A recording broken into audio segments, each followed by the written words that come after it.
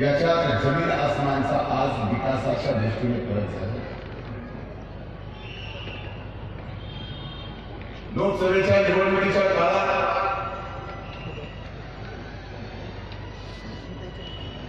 नरेंद्रभाई मोदींची या पुण्यात एक सभा झाली। मला माहित नाही आपल्यापैकी किती जणांना ती सभा आठवत असेल। कदाचित आपण ती सभा विसरलाही असाल, पण मी मात्र या क्षणालाही नरेंद्रभाई मोदींची ती पुण्याची सभा विसरलो। बघा तुम्हाला काही आठवत आहे? भलं मोठं मोदींचं व्यासपीठ असायचं, लाखोचा जनसमुदाय समोर असायचा।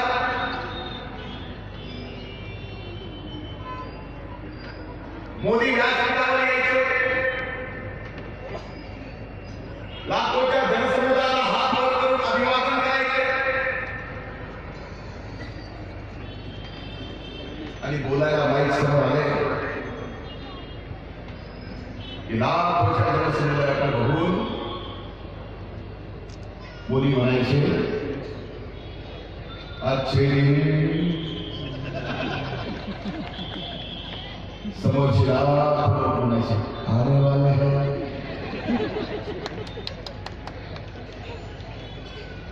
हे मोदी एकदा नाही दोनदा नाही तीन वेळेस समोर बसलेली लाखो जनता आने वाले आहे। आता या अच्छे दिनच्या बाबतीत महाराष्ट्रातल्या नाही तर देशाच्या चौकात या ठिकाणी चेष्टा होणार। तुम्ही आम्ही केलेली चेष्टा सोडून द्या। भाजपचे एक महाराष्ट्रातले दिग्गज नेते केंद्रीय मंत्रिमंडळात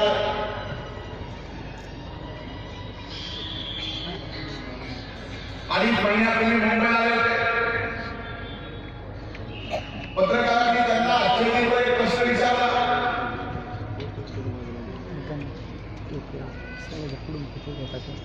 त्या मंत्र्यांनी उत्तर दिलं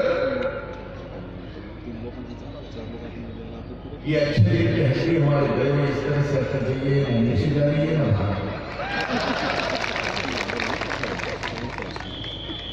म्हणजे या अक्षरींच्या बाबतीमध्ये पुण्याची चेष्टा केलेली सोडून द्या, पण मोदींसोबत मंत्रिमंडळात काम करणारे मंत्री सुद्धा या अक्षरींवर चेष्टा करतात। मी खेड्यागावात राहतो, खेड्यागावात एक वेगळं वातावरण असतं। दिवसभराचं काम संपलं की शेतकरी जातीचा माणूस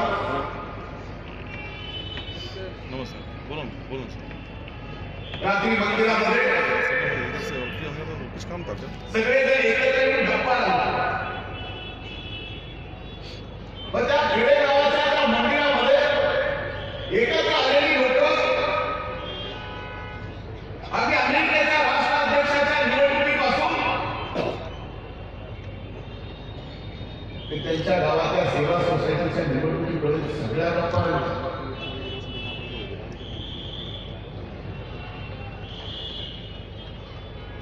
आमच्या गावामध्ये मधल्या काळात अशा गप्पा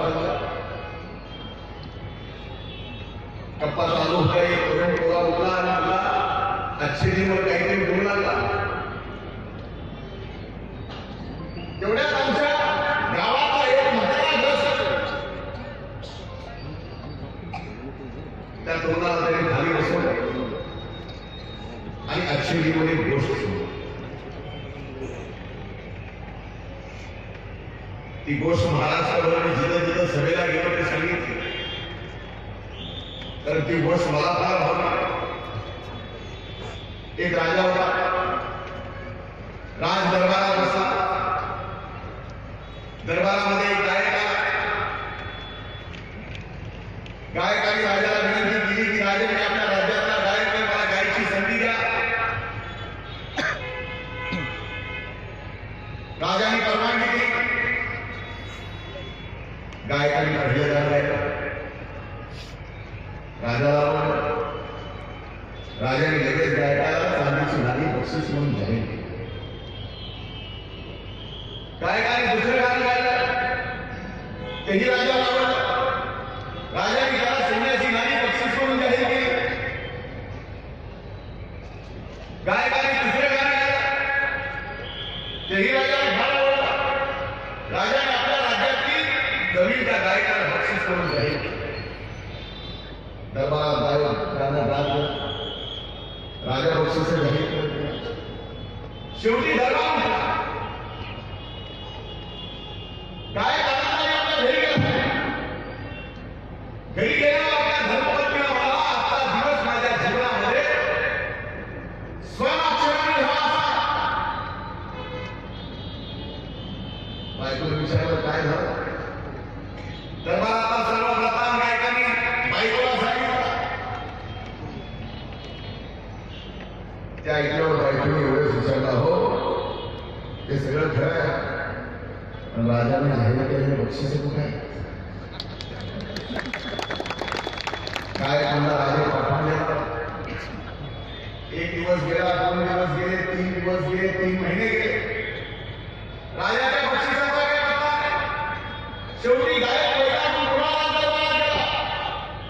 हा गुरु राजाच्या समोर उभा राहिला आणि राजाला म्हणाला, राजे तोच गायक आहे, मी गाणं गात गेलो, तुम्ही बक्षीस जाहीर करत द्या, माझे बक्षीस कुठे आहे. राजा म्हणाला, अरे गायक ज्यावेळेस तू गाणं गात होतास त्यावेळेस माझ्या कानाला चांगले वाटत होतं. ज्यावेळेस मी बक्षीस जाहीर करत होतो त्यावेळेस तुझ्या कानाला चांगलं वाटत होतं. इसलिए लेनदेन की बात कहां से आ गई.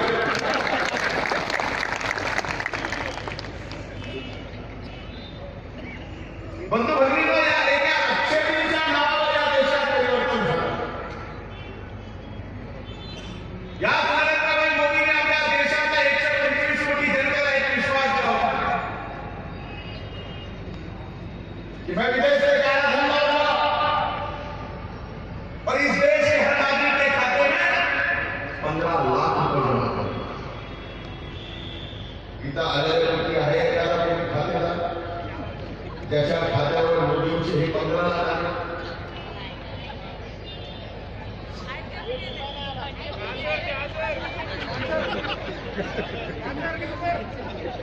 थोड्या दिवसांनी भारतीय जनता पार्टी आपलं कमळाचं चिन्ह ओळखून गाजर ठेवणार. भावामध्ये काळ्या पैशाचे 15 लाख सोडून द्या, पण तुमच्या आमच्या कष्टाचे आपल्या खात्यावर असणारे 1.5 लाख काढायचे मागे सुद्धा आता दूर असते. 8 नोव्हेंबरला मी नगरपालिकेच्या निवडणुकीच्या प्रचारात संध्याकाळची वेळ होती. मला माझ्या प्रियने प्रचारात असताना सांगितलं की आज रात्री 8 वाजता नरेंद्र मोदी टीव्हीवरून देशाच्या जनतेला संबोधित करतात.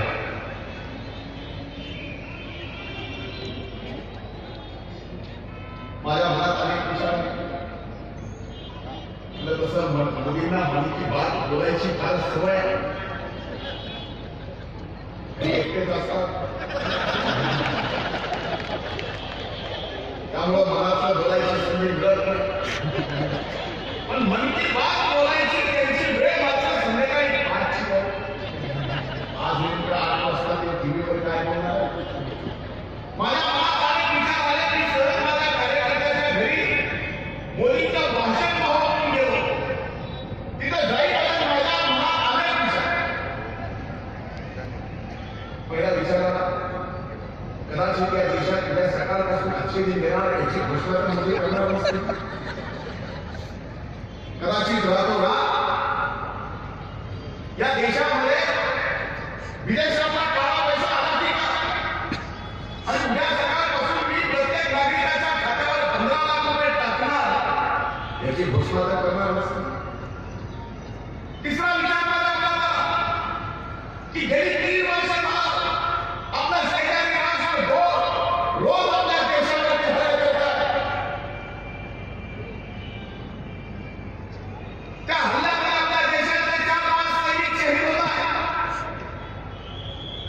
छाती असणाऱ्या प्रधानमंत्र्याला पाकिस्तानचा फार भाग आला असावा, रात्रीतूनच पाकिस्तानवर हल्ला करायची घोषणा करणार नसते. माझे विचार संपेपर्यंत टीव्हीवरती अचानक मोदी प्रकट झाले. मेरे प्यारे देशवासियों,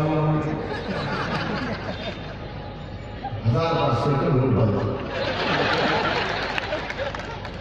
2 मिनिट मला शिकवायला मी काय विचार करत आलो आणि देशाच्या प्रधानमंत्र्यांनी काय भाषण केलं तर 1500 काय या देशाच्या प्रधानमंत्र्यांनी नोटबंदीचा निर्णय करून या देशाच्या 125 कोटी जनतेला मोठ्यात काढलं. मोहम्मद तुगलक नावाचा एक वेळा राजा होता, ज्याने दिल्लीची राजधानी अचानक त्याच्या मनात आलं म्हणजे आता दिल्लीची राजधानी मला बदलून बघायची, औरंगाबादला यायचं. गडिया औरंगाबादला येईपर्यंत 80% त्याचं संबंध राज्य म्हणून रस्त्यात पडलं. त्याच्यापेक्षा वाईट निर्णय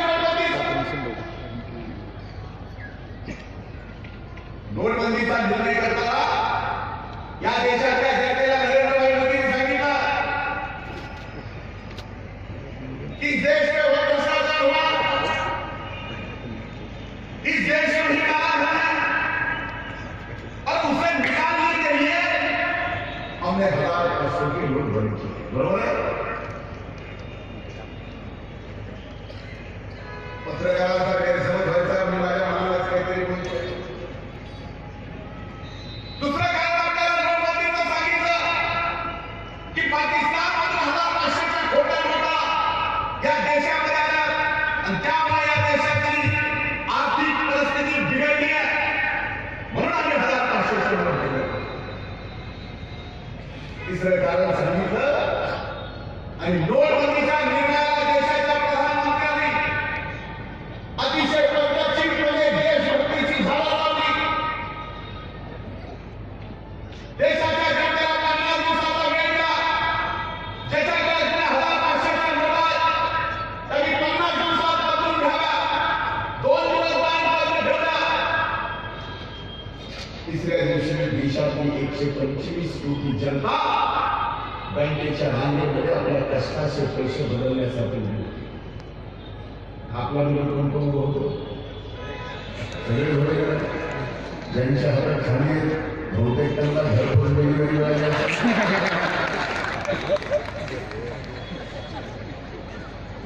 मी आज इथं पुणेकरांना विचारणार, तुम्हा सगळ्यांना विचारणार, अरे तुम्ही रांगेत उभा होता, तो तुमच्या कष्टाचा पैसा होता, तुमच्या मेहनतीचा पैसा होता, तुमच्या घामाचा पैसा होता.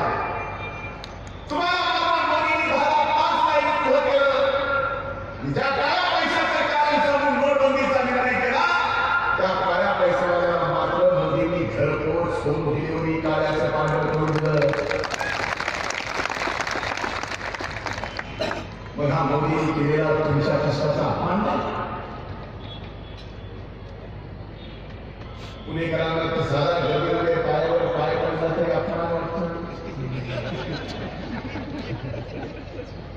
इथं तर पाय आपल्या घामाचा अपमान केला. तर ह्या गोष्टीचा आपल्याला राग येतो. जर माणूस म्हणून तुम्हाला हृदयाचा संवेदना असतील,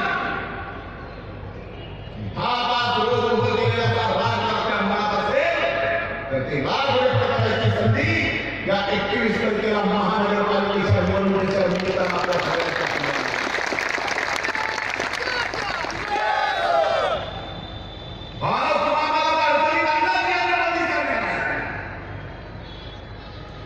आपल्या शेवटच्या मायमाऊलीला सुद्धा मोदी साहेबांनी अडचणी त्यांना नोटबंदी सांगण्यात होते. पती परमेश्वरांनी दिलेले घरच्या वेळेला पैसे त्याच्यात 1500, 2000 वाचून पुढे 25,000, 50,000 आपल्या घरातल्या घरात बचत ठेवले. पुढे खिशेमध्ये तांदळाच्या डब्यात ठेवले. तिथं कपाटाच्या कागदाच्या खाली ठेवले. कुठं सुटकेस मध्ये साडीच्या खाली अचानक 1500 बंद. आता सांगा कुणाला सांगा आले कुठून नाही सांगा 1000 त्या एका नोटबंदीच्या निर्णयामुळे संबंध देश अडचणीत. अरे छोटे मोठे व्यापारी अडचणीत आले. या भागामध्ये मी भाषण ऐकत होतो माझ्याबरोबर कुणाचं वापरत नाही. त्यांनी सांगितलं कितीतरी लाख रुपये फ्लॅट मिळाली आहे. 1.5 लाख फ्लॅट परिसरात मिळाली आहे. आज एका फ्लॅटचा गिराईक मिळत नाही. छोट्या मोठ्या व्यापाऱ्याला अडचणीत आणलं. ज्यांना रोजगार मिळाला होता नोटबंदीच्या निर्णयामुळे त्याचा रोजगार पूर्णपणे बंद झाला. मोठ्या मोठ्या कंपन्या 14-15 हजार कर्मचाऱ्यांना घरी बसवून दिले. कारण त्यांची अडचण या नोटबंदीच्या निर्णयामुळे झाली. पुण्याची ओळख काय चिंचवडची ओळख. अरे पुण्यात तिथे काय म्हणून आपण म्हणणार सगळे. पुणे हे शिक्षणाचा आणि संस्कृतीचा माहेरघर आपण म्हणणार. या नोटबंदीच्या निर्णयावर पुणेकरांना सुद्धा प्रचंड अडचणीत या ठिकाणी आणलं. या सगळ्या गोष्टीचा विचार आपल्याला करावा. याच परिसरात आपल्याला सांगितलं होतं लोकसभेच्या निवडणुकीच्या काळात भाजपने घोषणा केली होती. टीव्हीवर प्रसार केला होता. मोठे मोठे डिजिटल लावले होते. बहुत हो गई महिलाई की मार आपकी बात या बोलून आता बोलू. आणि महागाई आपल्याला कधी दाखवली. ज्या वेळेस देशामध्ये 65 रुपये किलो तूर होती त्यावेळेस मोदी आणि मोदीचे त्यावेळेसचे भाजपचे कार्यकर्ते समग्र देशाला असं दाखवत होते की 65 रुपयाचे डाळ सुद्धा हा महाग आहे. 400 रुपयाला मिळणार आपलं सिलेंडर सुद्धा त्यावेळेस मोदी साहेब आपल्याला सांगत होते फार महाग आहे. 49 रुपयाचं पेट्रोल डिझेल त्यावेळेस मोदी साहेब आपल्याला म्हणत होते फार महाग आहे. मोदी साहेब आता ही डाळ 180 रुपये किलो घेते. पेट्रोल डिझेलचे भाव काय आपल्याला माहिती. आमच्या माय माऊलीने सांगावं सिलेंडर आता केवढ्याला मिळत आहे. 700 हो 3 वर्षात 300 रुपये. याला म्हणतात मोदी 300 रुपये बघा घुसतात नाही आपल्याची. याला मोदी म्हणतात याला भाजप म्हणतात. तुमच्या खिशातून कशा पद्धतीने काढतील तुम्ही पण देणार नाही.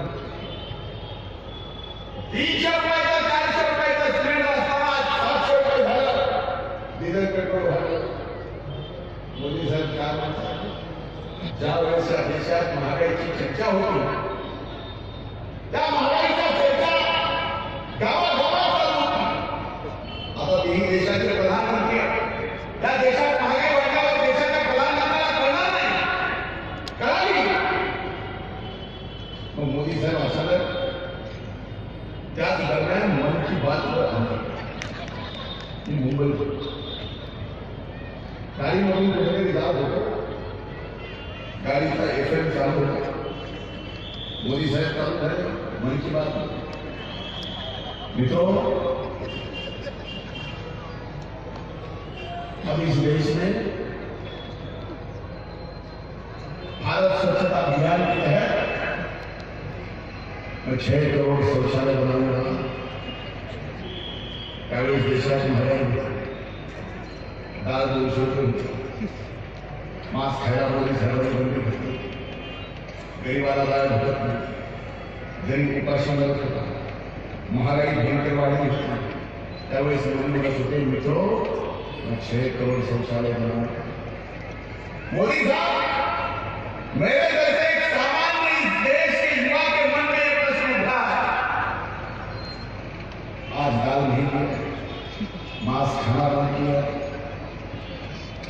गरीब के खाने के लायक पड़े हैं और आपने 6 करोड़ शौचालय बनाने की